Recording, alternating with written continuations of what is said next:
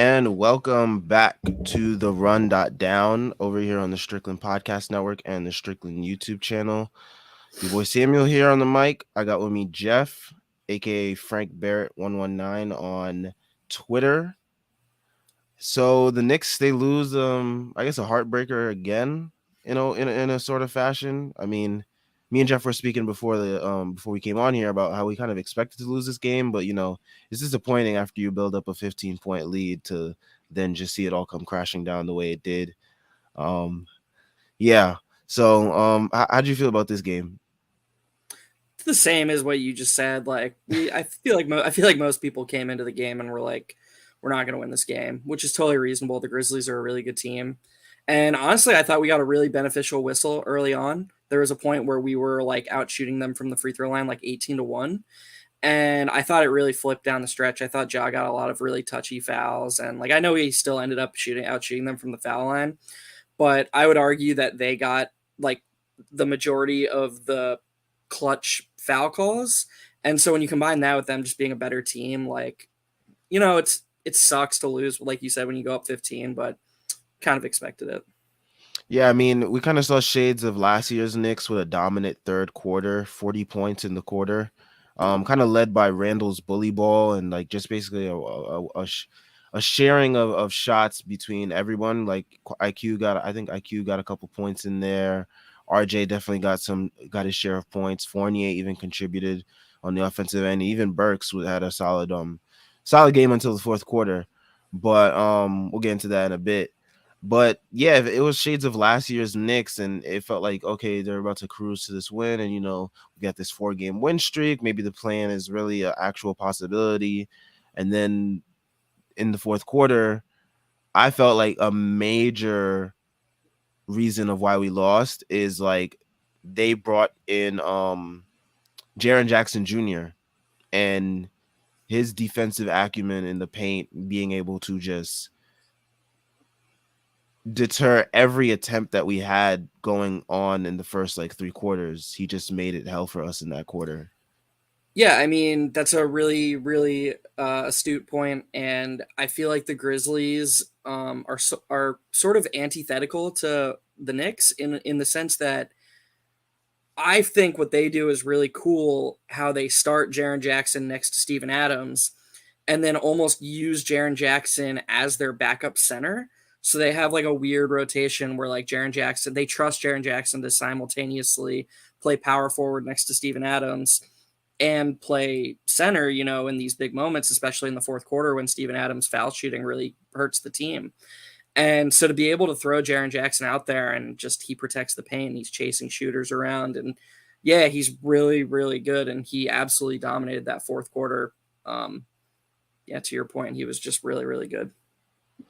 Vivek with the Thib special blowing second half leads. Yep. I mean, back to the way things were before the win streak. And he also mentioned about reinforcements. Yeah, I wanted to get to that too because me and Geoff, we were speaking about how kind of this team kind of suffered from, and I don't know if you want to get into your Burks point here as well, Geoff, with like him running the offense down the stretch. yeah. I knew we were.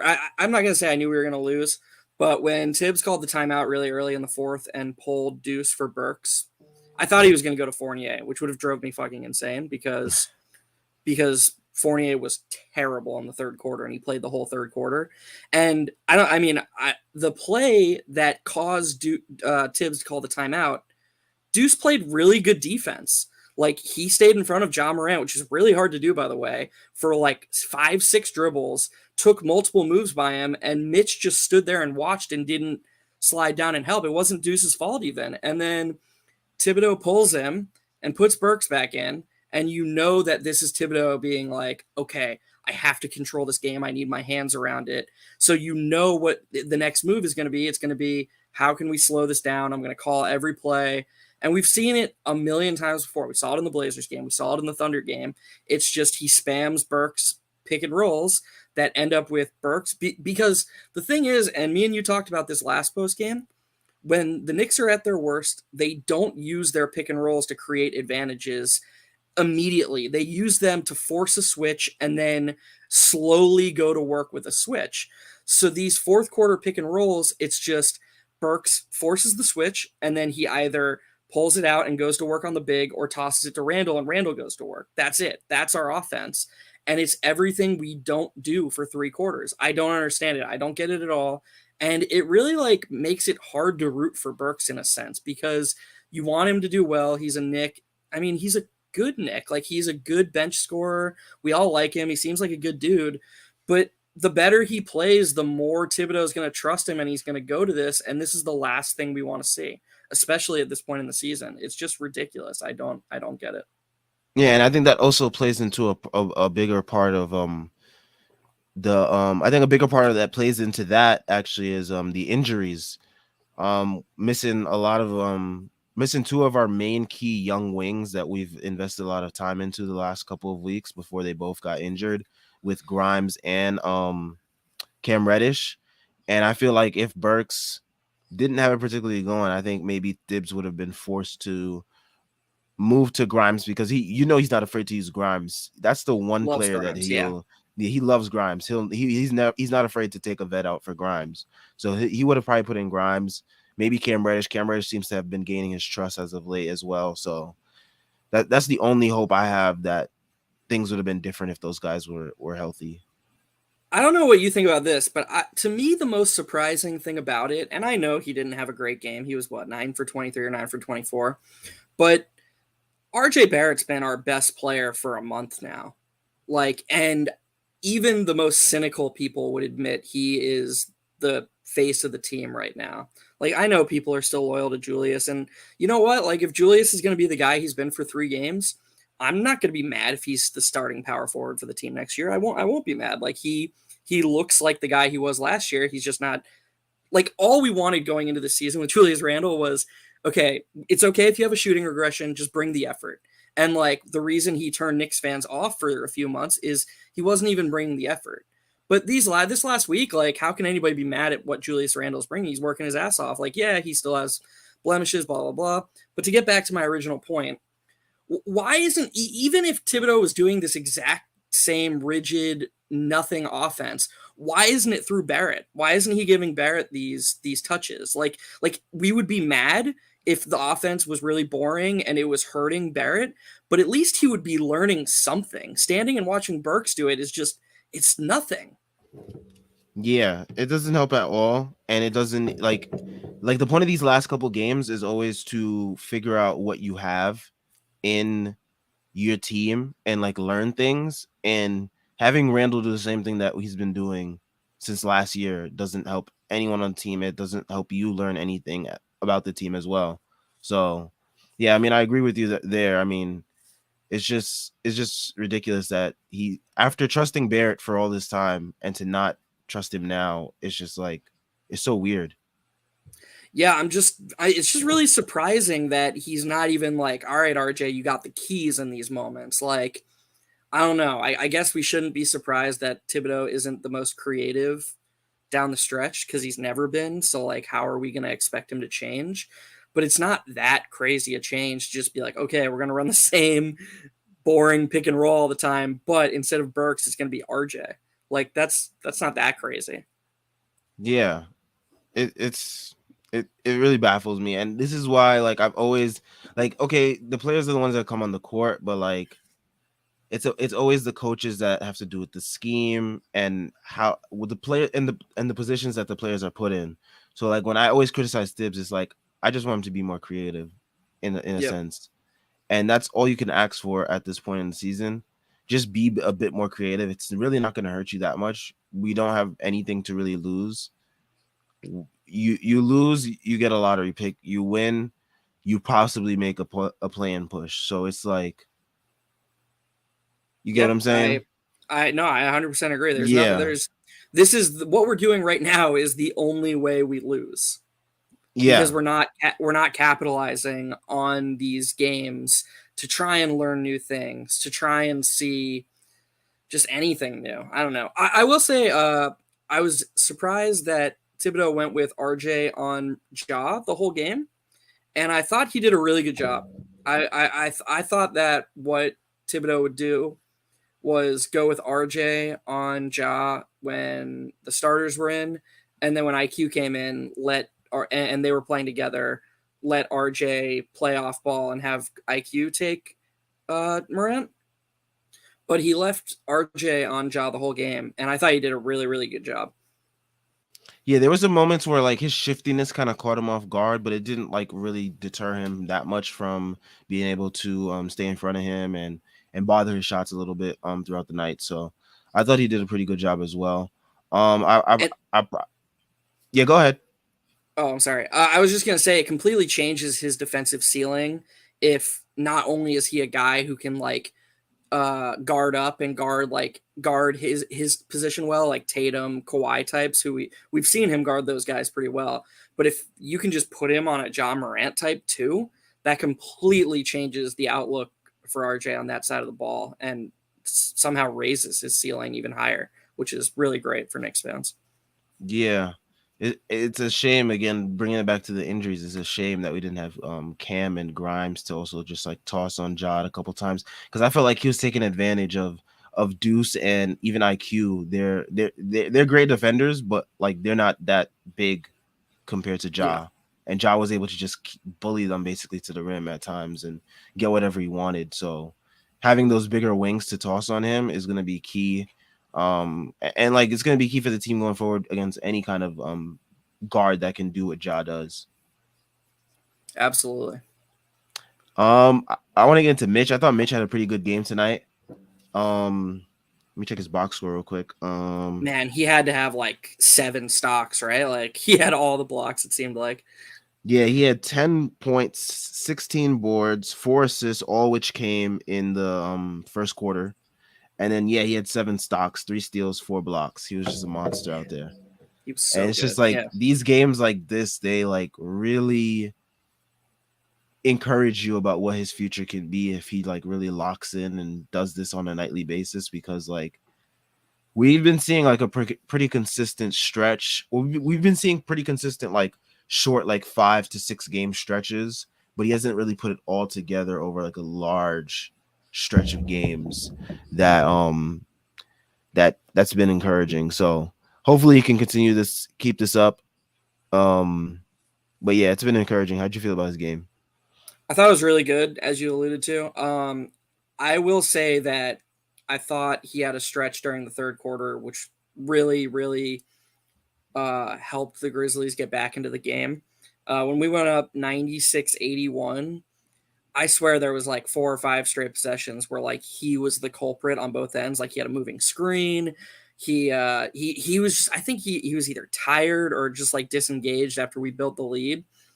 But besides that, I thought he played really well. And like, by the way, he was a big reason we got up 15. So like, I'm not, gonna hold him over the fire. And like that's just he played really well. I just thought he had a really poorly timed bad stretch. But what can you do? Yeah, I mean, it's it's it's like it's good to like look for the positives in these games, but like it's also so hard to like Yeah. acknowledge them as well because like the way the team just like executes down the stretch of these games, it shows you like the coach isn't really preparing these guys well as we've all alluded to, like the way like the game changes from the first 3 quarters to the fourth quarter when we get leads is like pretty remarkable. The way that we slow things down, it's just like why not do what got you to where you are instead of trying to switch it up? And that just doesn't make any sense to me and doesn't make sense to any of us. And you can see now it's got to be coaching because quickly, who we have seen hundreds of times over these past few weeks when he started to turn it around, every time he gets a rebound in the first 3 quarters, he's looking to go. He's Yep. pushing it and he's trying to make something happen. And in the fourth quarter, he got multiple rebounds where he took a fast first step and then just walked it up the court. There's no other reason he's doing that unless it's under a directive of Thibodeau. That's the reason. And that'll never make sense to me. It'll never make sense to me that why a bad half court team who emphasizes pace because getting out in transition helps mitigate our poor half court offense in the biggest moments is like, you know what? Let's rely on our half court offense. That's just illogical. That's just so dumb. Yeah, like they were like 4 or 5 straight possessions in like the third quarter where they got the they got the rebound and it was just like off to the Yep. races, and like Yeah. they got like 4 or 5 straight like layups, or either like they got to the free throw line because of it, and that's Yeah. how we built They that 15-point lead. And it was like, yo, this is how we're supposed to be playing, because like we're not a good half court team, as you said, in the offense, and like this is how you mitigate that. And it was just it was just fun to see that for like yep. whatever stretch that we saw it for. And we talk about it a lot. Um there's one possible excuse, and that's Thibodeau sees the guys are tired. Like especially Julius. Julius has so few empty minutes. And what I mean by that is like LeBron. Like LeBron these last 6 years has like prided himself on like taking in-game minutes off to like rest and optimize when he uses his energy. And obviously it's LeBron, so like he can do that. But Julius is the exact opposite. Like that dude is running around all the time. He's sprinting up and down the court. At least engaged Julius. This Julius we're seeing the last few weeks. And so, some people might say, "Oh, well, they can't just run up and down the court the whole game." Okay, then stop playing Julius the whole first and third quarter, man. Like let's separate these shifts out. You can still get Julius 35 to 40 minutes a game and make multiple substitutions a half so that every single shift they have the energy to play at the pace you want them to. Yeah, Like the third quarter of tonight's game, RJ, Fournier, and Randall all played the whole third quarter. I know it was a that's short what rotation, but that's so silly. That's just so silly. yeah, you gotta stagger somehow. You gotta Yeah. stagger, you gotta get creative. And we were You talking have about this before we were talking about this before I came on. But when you have your three sort of wings in Fournier, Burks, and RJ all starting, and then you have two kind of guards coming off the bench, and that's your wing slash guard rotation, and then you have Deuce not play at all in the third quarter. It's like, of course they're going to be tired. Like there's no, like you said, you have to stagger, you have to play shorter shifts. Like this is just, you just have to change it up. You can't just keep doing this.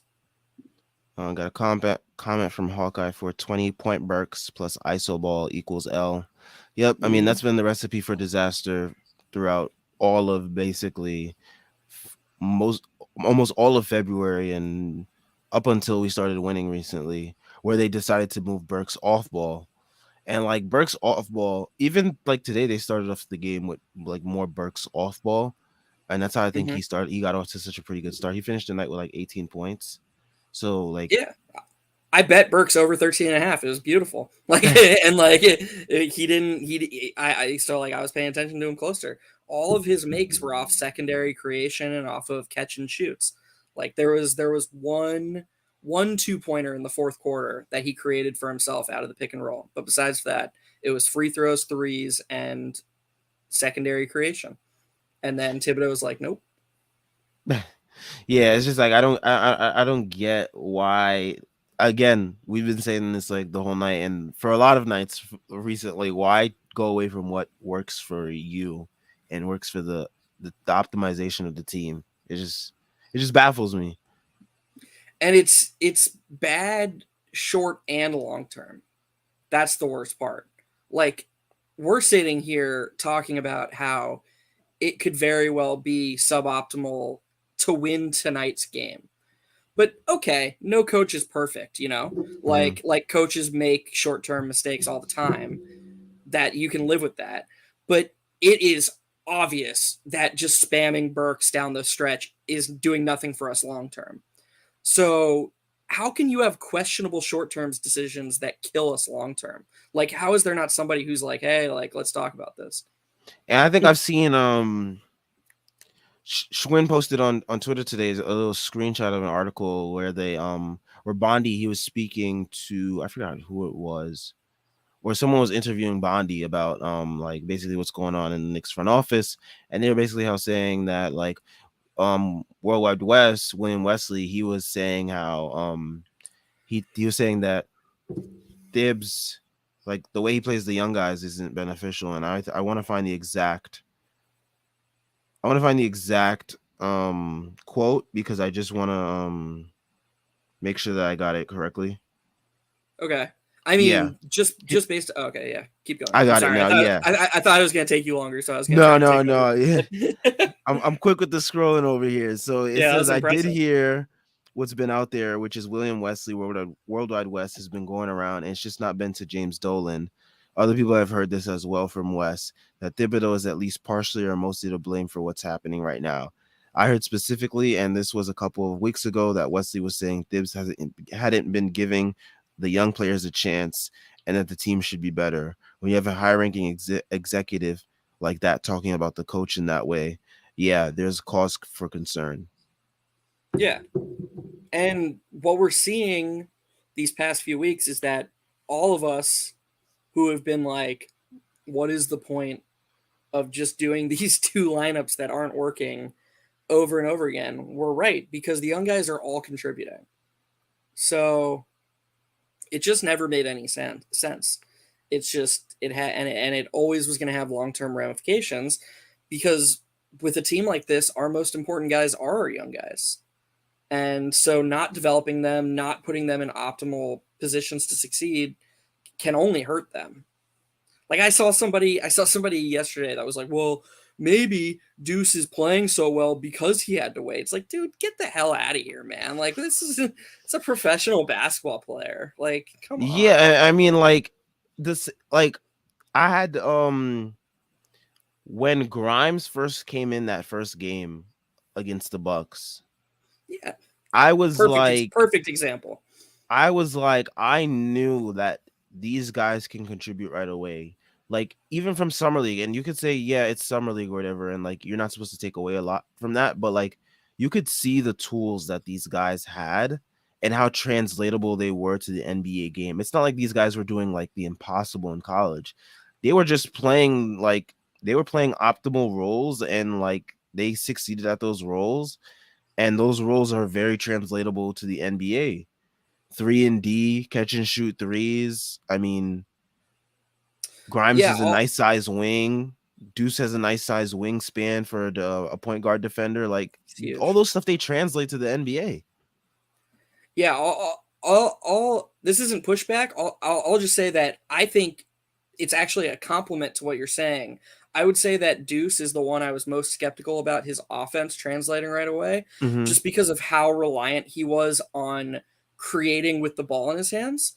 Like he doesn't even seem like a very comfortable yet, and I think he can be, but he doesn't seem like a very comfortable catch and shoot 3-point shooter. Mm-hmm. He seems much more comfortable shooting off the bounce, which is okay. Yeah. But if you're going to give a guy the ball and ask him to like, be the main function, be the main engine of your offense, a rookie like Deuce isn't going to just come in and do that, like that's just not so. And I would argue that he was our least ready to contribute player. Like it was just like you said, it was just obvious that Grimes was ready. Like everything he could bring you value on both sides of the ball without putting a dribble down on the court. Yeah, and the stuff and now we see that since Grimes has been given more of a leash, he's got playmaking chops off the bounce. Like he can do a lot of other things that like if Thibs just like continues to let the leash flow, then he'll be able to develop and show what he has in his bag. Yep. We got a question here from Jordan Bub. What did you think of the refs in the fourth quarter? Yeah, I thought they were really bad, and I thought the Knicks got the shaft in the fourth quarter. But I don't. Were we talking about this before we came on, or at the beginning of Yeah, the show? before I we don't know came which on. one. I think the Knicks got a really friendly whistle in the first half. They built up a huge free throw discrepancy. It's not an accident that the Knicks still ended up out. I think they did. I'm not sure if the Grizzlies shot enough free throws down the stretch to close the gap, but I saw with like 30 seconds left, the Knicks still had a 30 or a 12 free throw advantage. So like I think the reffing was really bad in the fourth quarter, and I think Knicks fans have a reasonable gripe, but that's not what lost us the game, in my opinion. Yeah, it wasn't. And also with a team like Memphis, when they keep going to the paint, the refs are eventually gonna have to give in. Like the way Especially Ja with a just keeps star slashing. like Ja. Yeah. Yeah, Yeah, I agree. you got to give the star his calls at that time in the game because I don't, at one point he screamed, finally, thank God, after he finally got a whistle in the fourth quarter. So Well, he wanted that. early on in the game, he was going at Julius Randle like relentlessly. And the funny thing about that is I would argue that right now Julius Randle, even though he's having a bad season, is like the closest thing the Knicks have to like a star. Like I feel like fans outside of New York don't really know how bad Randle has been. Like I heard the Grizzlies announcer tonight was like, "Oh, Randle's one of 5 players in the league averaging 20, 10, and 5." And I was like, "Yeah, man, he's sick," you know, like so my my point of that is that refs kind of they have a bias. And Oh, so for sure. even though Randall is a bad defender, I think on that side of the ball, he actually gets away with more contact than the average Knicks defender. And so if there's a guy I want getting switched onto Ja, in a weird way, it is Randall. Like, because I think he's going to get away with calls more. Oh yeah, for sure. And I mean, like, remember in the Hawk series, a big point of emphasis among fans throughout that embarrassing series for Julius was that he was the one player that was able to stick in front of Trey whenever they got a Yep. switch. So like he has that ability when he's really locked in. And we saw it all throughout last year when he got switched onto like smaller, shiftier guards. He's able to switch his feet and he's able to move his feet really fast and be able to keep up with them, which is an impressive trait of his. Yeah, one of the biggest misconceptions in basketball, and I can't believe it still exists, is that if somebody's a bad defender, you need to like force a switch onto them. Because a lot of, especially like stars, like James Harden's like one of the worst defenders ever, but he's not a really bad defender when you just like put him in the mid post and ask somebody to go to work on him, because there's a reason he's one of the best scorers like ever. And it's because he's a really good, he's a really like, he has a really good eye. He has really good athleticism. He has really good hands. He has all the things you need where if somebody goes at you directly at you at the ball, you know, he's going to be able to like hold his own kind of. How you exploit James Harden, how you exploit Julius Randle, how you exploit Russell Westbrook is you put him off the ball and you move, because those guys don't want to move. So like this idea that like Julius Randle, like we know Julius Randle's a bad defender, therefore let's force a switch, is very flawed, and it's a really big mistake I think by opposing teams. Yeah. Um do want to see what's going on Twitter, reactions after the game, you know. I mean, most fans they probably I know there are those fans that are kind of happy with this result because you know, there's those screaming fans that are screaming at their phone at like 3 p.m. in the afternoon about like tanking and lottery odds. So, you know, those fans they're probably happy about this game. And then there's the other fans that wanted to make that play and push are a little bit disappointed. So, I got to be honest, I don't understand either side focused on the results of the situation. And I tweeted about it. I don't know if it was last night or this morning, but the people who are just saying like tank and that's it, I just don't really get what they're talking about, because even with we had an 8-man rotation tonight. And for 3.5 quarters, we outplayed the second best team in basketball. So like, what is your path to this team tanking? What did we say? You know, like what did we say on the call Friday night, or not Friday, Wednesday night? Like, do they want Ryan Diacono to just go out there by himself? Like that's our path to tanking. You know, like that's our path to tanking. yeah, because I like don't. okay, you like you said, we had an 8-man rotation of like a good mix of both vets and young players, and they competed with the second best team in the league, like you said. And then we put out a team of we put out a group of all young guys against like the Clippers, like whatever's left of the Clippers this year, Mhm. and they dominated them in those what was it like 20 It was like something minutes. it was like 12 minutes that we had the all youth lineup out there, and we outscored them 26-2. So like So I don't see where those where actual maybe just like put out a lineup of like Arch put out a backcourt of Diacono and Fournier and just tell them to like guard whoever's out there. well, that's the funniest part about it, is one of the people who was pro tanking was like, well, let's just run Point Burks all the time.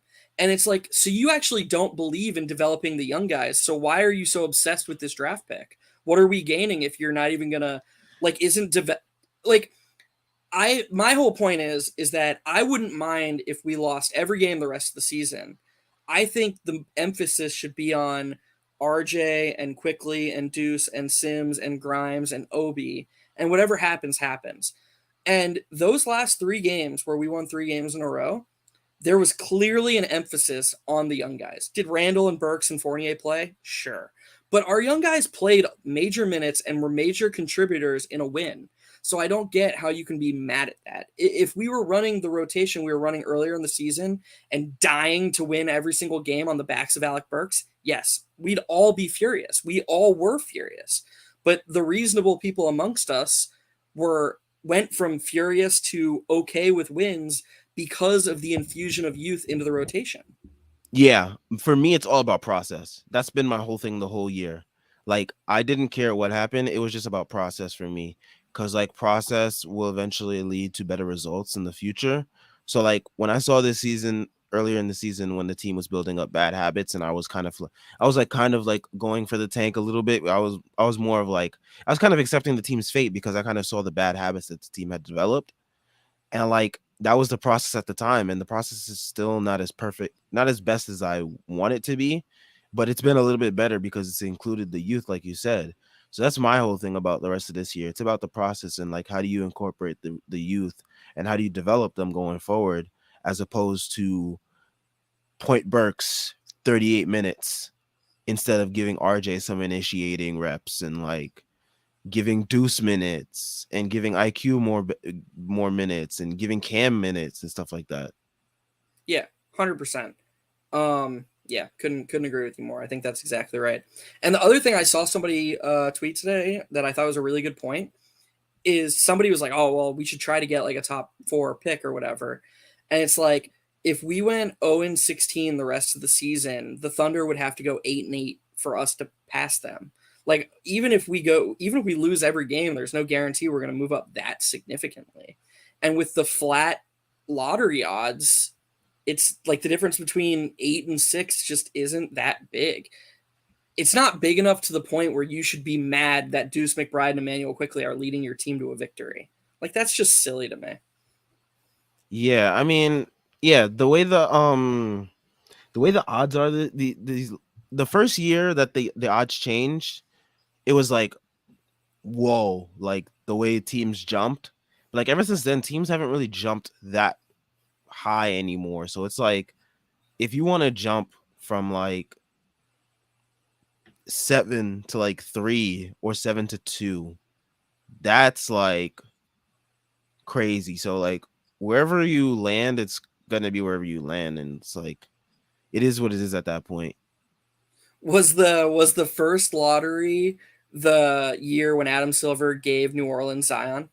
Was that Yes. it? Yeah. Yes. It's bullshit. That was the first year of the new odds, which was very coincidentally. Yeah, at least we got RJ. Yeah, I mean, can't complain there. Jordan Bub asked, I think this is in addition to his first question, which was, do you think Fournier will be here next season? And what odds will you put on it? As well as if you choose between Evan or Burks, explain why. Um, I would reliance on Burks thing is done. Whether that's Tibbs being gone or just an improved roster where we don't have to overburden Burks. I just think per dollar and for his optimal role, Burks is a better player. Actually, Burks just might be a better player. Fournier is that bad on defense. He was He's a complete tire so fire. yeah. Oh my god, he was so bad again tonight. It was just so bad. Um, it was so bad. Um, so yeah, do I think I don't know. What do you think? Do you think they trade Fournier? I think it's gonna be kind of hard. It is tough. That contract is very. I mean, it is enticing that the last year is not guaranteed. So that's the one Right. thing that can get him moved. But like we've seen in the NBA, no contract is that hard to move in the grand scheme of things. It just depends on what you're willing to take back. So it depends on what the Knicks are willing to take back. Um, Yeah, with Burks, it is about the over reliance on the over reliance by Thibs. I feel like if we have a different coach, and if like, because I feel like even next year if we like get a better roster, it's probably going to be more dependent on getting more or better youth in, or like promoting the youth that we already have, like promoting Grimes. Maybe Thibs promotes Grimes because he likes him that much. But like if we get like another rookie that's better at doing what we want Burks to do than what Burks is doing, is Thibs gonna be willing enough to let that player go without some training wheels for a bit? And I don't think so. So I think if we bring back Burks, it would have to be, you don't bring back Thibs because Thibs just loves him too much. And it's just like it's so weird at this point. The thing about Fournier that somehow just popped in my head and I hadn't considered until now is I genuinely think that Quentin Grimes is ready to be a starting shooting guard in this league. Oh, for sure. No doubt about that. Um, and I think it's for the bet. He is a guy who, especially if we got like a point guard who all the fans are clamoring for, he is a guy who makes that lead guards, like let's just say we're not going to get him, but let's just say hypothetically we got De'Aaron Fox. I'm just using that name, whatever. If we got De'Aaron Fox, what would you want next to him in a two guard? You would want a two guard who can take whoever the best guard is and who can shoot off the catch and create space for him. That's Grimes to a T. He just does the two most important things that a non-star shooting guard can do for you. And he's only 22 years old, 21 years old, 20, 21 or 22, whatever. And Fournier is directly blocking his ability to start games. So I think the more I think about it, like if the front office is as high on Grimes as Tibbs seems to be, and as the fans definitely are, you either have to say to Fournier, "Hey man, like we can't trade you, but it's Grimes' time. You're gonna become like our sixth man," or you just have to trade him for 75 cents on the dollar, and you have to just think it's more valuable to get Grimes this extra minutes. And with Evan, it's like I don't understand why they have to start him, because like it's not a paying thing. It's not because like they Mm-hmm. paid him they have to start him, because there's guys around the league that are getting Evan money that are coming off the bench, tons of them. So Mm-hmm. I don't understand what the logic is behind continuing to start Evan. He's not even the best option at that point when Grimes is healthy. Yep. Yeah. I don't get it either. I'll be curious to see what Thibodeau does. Like, do we think that Grimes is gonna be back by the Portland game, or is it gonna be a little longer? You think?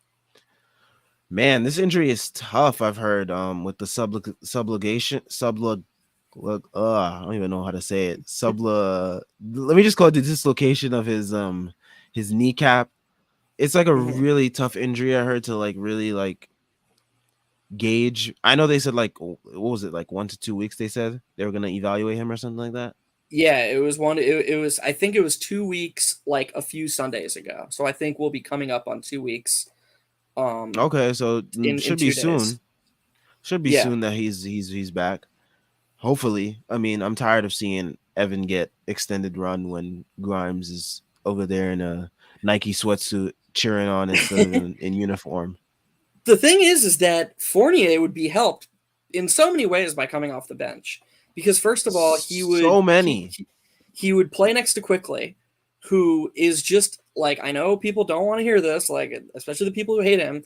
He is the best distributor the Knicks have. He just is, and like we were talking earlier on this pod about how reliant they are on Burks down the stretch and how RJ doesn't touch the ball.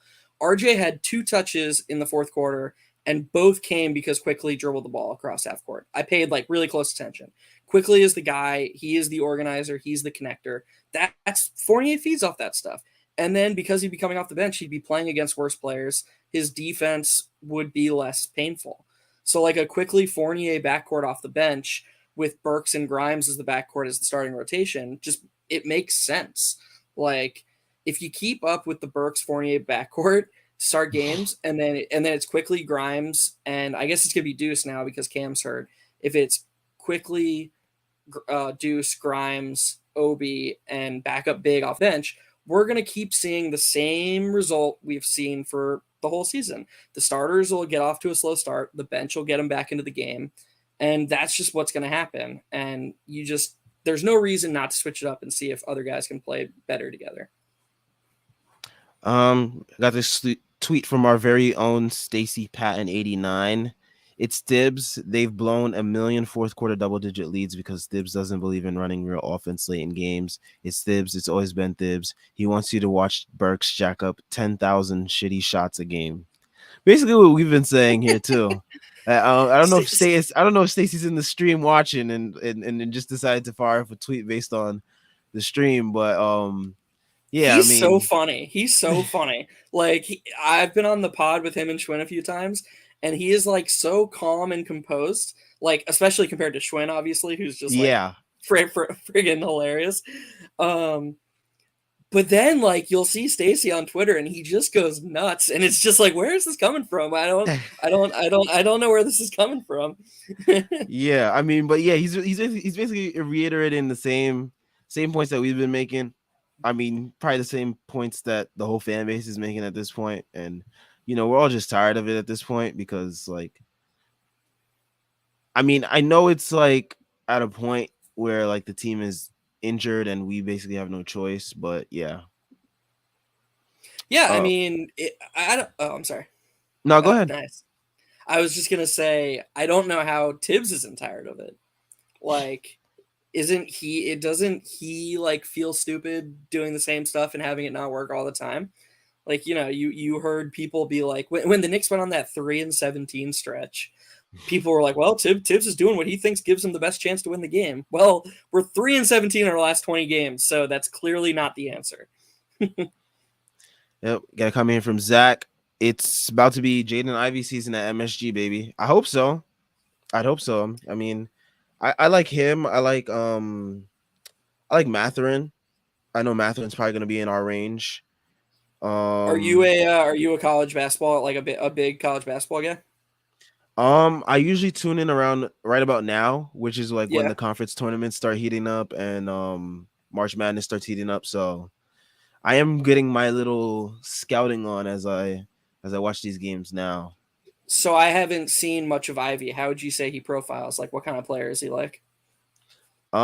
He's definitely a really good slasher, really good at getting to the rim, really explosive. Mm-hmm. Um, Shooting is all right, not too shabby with the shooting. But yeah, he's like a really big physical guard. So So is he? Would you say he's like? It sounds to me like he's profiling as like a more athletic RJ. yeah, to an extent, yeah, Yeah. Do you think that him and RJ could play together though? I think so. I think Cool. so. The way RJ's been developing as of late, I could definitely see it. He's definitely the name I've heard the most from Knicks fans. So that's what I mean. That would. Yeah, I've caught a decent amount of Purdue games. I've caught probably more Auburn games out of all the college teams, just because I don't know, I'm always up when they're on. But yeah, Mhm. Jabari Smith, man, that kid can shoot it. 6'10", can shoot over anybody. That's another name I'd watch. I don't know if the Knicks are gonna go for him because they already got Julius and Obi, but you could never have too much talent in the building, and it never hurts to see what you can move around and see what shakes. For sure. For sure. Is he gonna go number one? We think though. Jabari Smith, Yeah. maybe like top three. Okay. Yeah, I think a Oh lot of right, people because of are Chet. like, yeah, I think a lot of people are more on the Chet number one train, which I Yeah. understand. I don't get it. I mean, I don't get it because he's like rail thin, but other than that, he's shown the class qualifications to be the number one pick. Yeah. He looks super skinny. I'll get And some he more just questions. has he just has one of those faces. You know, if he's hyped, NBA guys are just gonna try and yoke on him. You know, like they're just there. He's not. He's gonna be one of those guys like a Sean Bradley type. Oh yeah, definitely for sure. We got some more questions from Jordan Bub. What would be more likely, Evan having bad vibes for being put on the bench, or Thibs playing IQ in the starting lineup? Um, um, You know, let me see. I mean, both could happen. I mean, if Dibs decides to bench, I mean, see, the thing is, IQ is. I don't think Tibbs is ever going to start IQ. He's just not ever going to be comfortable with doing that. So that's the thing that's never going to happen. And if But he's benching, he's comfortable playing with him playing the last 15 minutes of each half. Like it's so stupid, man. I Sorry, don't I'm understand. sorry to step on your toes. Nah. Always feel free to vent about Thibs. I'm always welcome about with that because I feel the same way, man. I feel the same way. Like I was one of those people that was going on a rant on Twitter when it was the OKC game and he started Deuce instead of IQ, and people were in my mentions telling me, um, oh, Thibs, he can never do anything right. Look, he started Deuce, one of the kids like everyone wanted, but you guys are still complaining. It's like, yeah, I'm still complaining because he refuses to start IQ and he comes up with BS excuses for why he doesn't do it. He says, "Oh, IQ meshes well with Burks. He meshes well with Rose. He meshes well with Toppin. He meshes well with everyone, but somehow still can't start." Right? Yeah. Like Baffles me. it. They're basically saying like he meshes well with the only people Tibbs lets him play with. And it's like, yeah, he meshes well with everyone because he's a great connector. So he would mesh well with the starting lineup if you just let him play with those people. Yeah. It's and he has in all the minutes they play together, they mesh well. Like all of his lineups are plus plus plus plus. And it's like it's just so I don't know. I guess I guess your eyes just deceive you. It's like the old Moneyball thing. Like he doesn't look the part, so people just value that over the results. Yeah. I mean, yeah, he just doesn't. Jordan Bub coming with the hard hitting questions today. Do you think the front office would take a big swing or small swing between the margins in this offseason? Can you explain your perfect realistic offseason? I can't explain my perfect realistic offseason because I like to base my offseason on what happens in the playoffs as well as the draft. Well, not the draft, but like mostly the playoffs because I feel like the playoffs really dictates how teams go about building their teams out for the next year. So I would have to see how the playoffs go before I build my perfect realistic offseason for the Knicks. Um, Yeah, it would and like it's just like we don't know if Zion's going to request a trade. Like that kind of changes things, you know. Yeah, like a lot of stuff changes things. Like dudes start requesting trades. Dudes flame out in the playoffs and they aren't happy with their situation. Like all those things, they all domino affect each other. So it's just like we just gotta wait and see what happens before. But I think the front office probably take more of a small swing because I I agree feel with like that. yeah, I feel like they took a big swing with the Fournier Kemba backcourt. They had that whole big presentation for them when they introduced them. Like that was their big swing last year, and I think they go more for a smaller swing and focus on just like focusing on the youth because they know the youth are good. So So let's say I'll try to sort of audible from Jordan's question, who we really appreciate following and asking these questions. yeah, Let's thank you, say Jordan, for these questions. let's say we knew that Grimes, RJ, Randall, and Mitch were going to be the starters. Would you prefer Quickly was the opening day starter next year, or Brunson slash Brogdon? If it was your call, what do you My think call, you would my prefer to say? call, my call is always gonna be IQ. I Yeah, really believe in the kid. Like, I really believe in that kid. Like when everyone was down on him and shitting on him throughout this whole slump, I was one of the few people that was like, "Yo, just wait, y'all, just wait, y'all. He's gonna turn it around." And look, he's turned it around.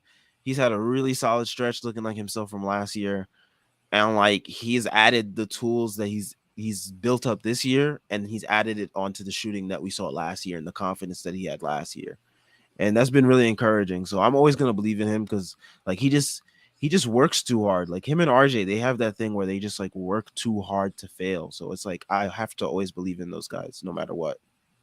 yeah, I agree. I really like Brogdon, but he's a little bit older, and I gotta be honest, I have not been as high on Brunson as everybody else seems to be. So I think I would definitely prefer. What about Shea Gilgeous-Alexander?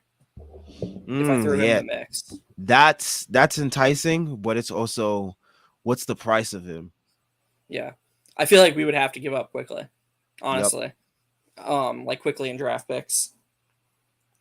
Jordan's call is also IQ, shown so much evidence that he'll be an excellent starter. Yeah, I mean he's played so well with the starters, like Jeff's pointed out. I think even all the advanced stats and stuff like that and the lineups that he's in with the starters, they're like top of the Knicks best lineup. So it's like I think it's gonna take Thibs being moved before IQ gets a chance to start and really showcase what he can do.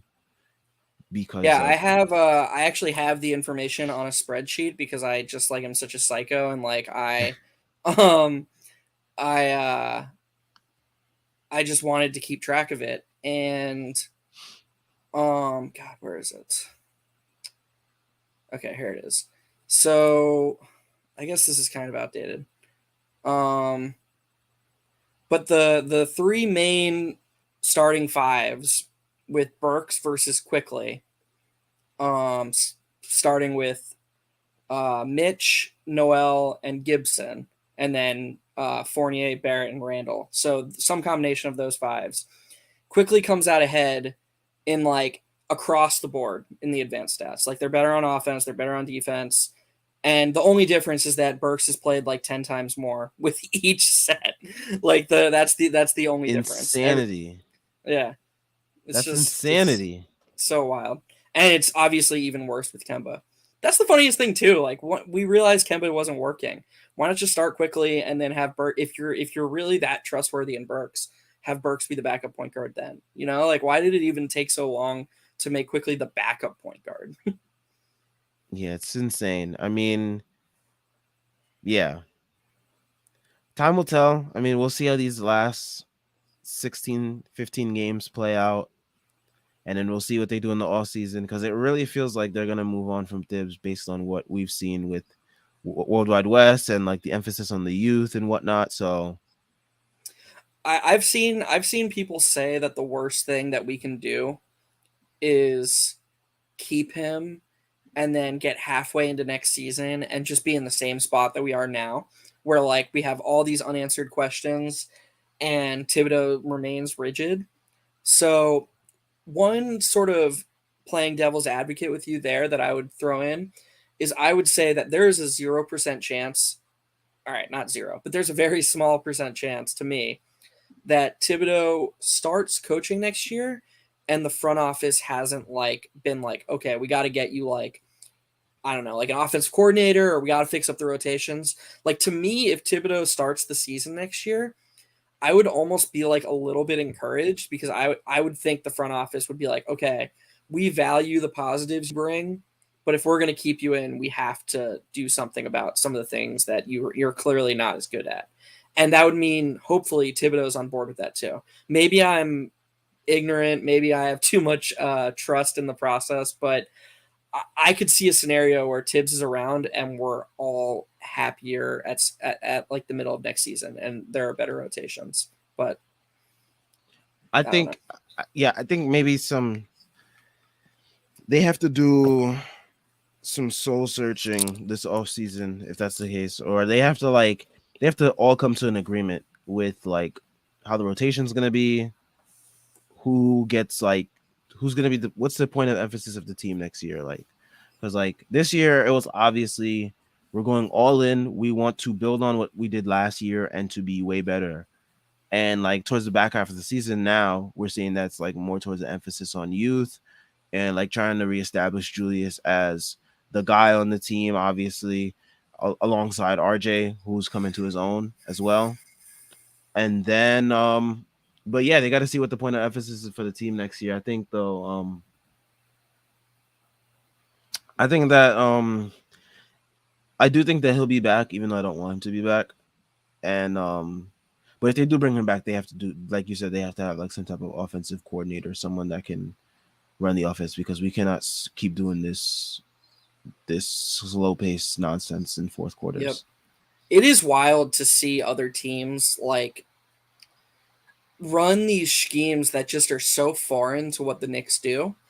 And it's really hard not to imagine like what if the Knicks just had something like this? Like that was like movement and you know what it reminds me of? And I'm not saying that we have this talent, But in a weird way, it sort of reminds me of when Mark Jackson was the coach of the Warriors. Like, so he came into the situation, they were the Monta Ellis Warriors, and they had no structure, no foundation. They were as far behind the ball as any team in the league was. And all they had was Steph Curry in like his second year. And Mark Jackson was like, okay, we're going to focus on defense. I'm going to build a defense. And that's all he did. And they overachieved his first or his second season. They made the playoffs, they made the second round. But then Mark Jackson's last season, they were last in the league in passes, and everybody with eyes was like, okay, this team needs better. It's time to move on.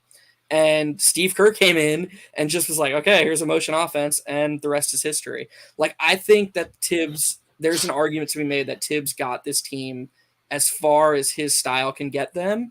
And like, we should be very thankful that he got these guys to like understand structure, and he built a culture and he built a foundation. But it's time for the next guy to take that foundation and do more with it. Yeah, a lot of people have made that comparison. Like they said, like he is our Mark Jackson. Now we have to find our Steve Kerr. And the question is, who's going to be that guy? I have no idea. And maybe it could be Johnny Bryant. Um, Maybe it's someone else outside the organization. But time will tell. Sam, I'll tell you a name you probably haven't heard. Kenny Atkinson. Who we love Kenny Atkinson. Oh man, don't get me even started on Kenny, man. I've heard that name way too many times, man. Every time there's a coaching, every time there's even a like sliver of like maybe we're going to change our coach. Oh, Kenny Atkinson. That's the first name. And then it's like Mark Jackson, Jeff Van Gundy. Let's bring those guys back. It's It's always just the like, same. Yeah. And Kenny Atkinson's like the twist. It's like either like former coaches who are way outdated or Kenny Atkinson. That's it. Those are yep, the only that's the ideas only people have. things. Last question from Jordan was, what will be more likely in next season? Julius having a bounce back season or RJ becoming an all-star? I think you could probably see both. I don't think either are mutually exclusive to the other not happening, but I think both could happen.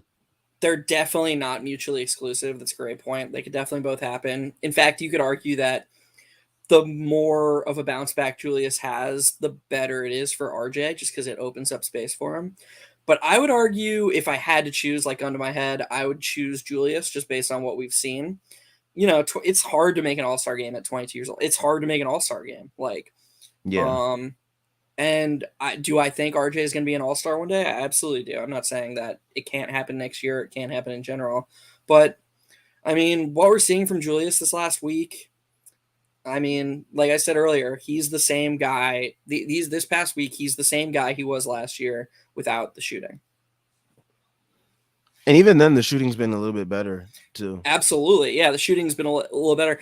I guess I don't even mean the results of the shooting. I mean like the reliance on the shooting. Like Okay, yeah. he's not taking those like as many of those like step back mid range on the baseline. Like remember last year That how was his bread often and butter. yeah from the side from the far side when he's going left he loved that corner. Um, and he doesn't really do that anymore. He's been going to the basket at will, and like that's what we've all wanted. Like he's a perfect role man because he has great hands, he has great size and athleticism. If you give him the ball with a head start to the basket and a runway, he's gonna do really good things, and he's been doing really good things. I really, can't be more complimentary to him. Tyrese's thing is always how Chris Middleton made an all-star team this year despite playing so pathetically, so it's not even that hard to imagine, it's not even that hard to fathom RJ becoming an all-star next year. And I brought up his point. I brought up another point of Andrew Wiggins made an all-star team this year, and look at him, he's like been absolutely pathetic since he got Yeah, named an all-star. And he started an all-star game. Give me a break. Come on, man. yeah, so if he can do that, there's no doubt about RJ becoming an all-star next season. I mean, I'm on the I think Julius will have a bounce back year. Maybe it won't be so much more of like a return to the shooting of last year. Because I think that shooting is just like way too hard to replicate. But I do think RJ becoming an all-star is a very real possibility as well. I mean, like the league is starting to, like, even when you watch the ESPN commercials nowadays, like they feature RJ as the guy on the team instead of Randall. And I think they're recognizing that like there's a shift in like he's coming into his own in the league now. So I think the next step of that is like an all-star berth. Did you see? I mean, we shouldn't even give freaking light to this nonsense, but did you see the Bleacher Report 25 under 25 list? I kind of saw a glimpse of it. I noticed that he was not on it, and I think they said it was Yeah, because like he either gets too much minutes or like a maturity thing or something like that. I don't know what their I didn't. excuse was, I but didn't even. I didn't even see an excuse. All I saw was Talon Horton Tucker, number 24, and I said, "This is a joke. This like what is that?" And yeah. Davion Mitchell, number 25. And I like Mitchell. I think he's fine. Yeah, I don't understand how they named 25 guys better than RJ and like a whole bunch of them are like rookies and stuff, like have barely made a Yeah, name for themselves. yeah, Meanwhile, RJ is just coming off a crazy streak where he's just been dominating. yeah. Um, Last question before we head out of here. How about Mike D'Antoni? I think that was in reference to our coaching talk. Hmm. I think now, as of now, he's a consultant with the Pelicans, and I don't think he really wants to get back into head coaching that much as he heads into older age. So if they do want to bring him in as an offensive coordinator, maybe, but I don't know how those heads clash between Thibs and D'Antoni. They seem like two heads that they work on an Olympic team, but I don't know how they work on an NBA team trying to win actual games that matter. Yeah, I don't think we can hire him as a head coach anymore. But if there was a world where Thibodeau would, suck it up and say, "Okay, I'll deal with the, like the culture and the defense stuff, and you have offensive control," I'd sign up for that in a heartbeat because I mean Thibodeau and D'Antoni apparently at least agree on pace. So like, but they don't Oh really man, agree. I know one thing that Knicks fans will not like about D'Antoni is he's the same with Thibs when it comes to rotations. Very rigid, Yeah, that's very true. very rigid. I remember in Houston regular season games they'd play like 7, 8 guys maybe a Yeah, night. he has some of the shortest rotations in the league, Yeah, so if Knicks or fans he did. if they want to see more young guys playing, D'Antoni is not the guy that you want to see in this coaching staff. So I think that's all we got for today. Thank you for all the questions, comments, interactions, especially Jordan. Thank you for all the questions. Definitely added to the conversation here as we deal with this loss to the Memphis Grizzlies. We got the Nets coming up on Sunday afternoon, I believe. So we will be back after that game to discuss and react and discuss takeaways as well. As always, links to everything Strickland, the merch, the site, the Patreon, all in the description. Make sure y'all like and subscribe, and we'll catch y'all on Sunday.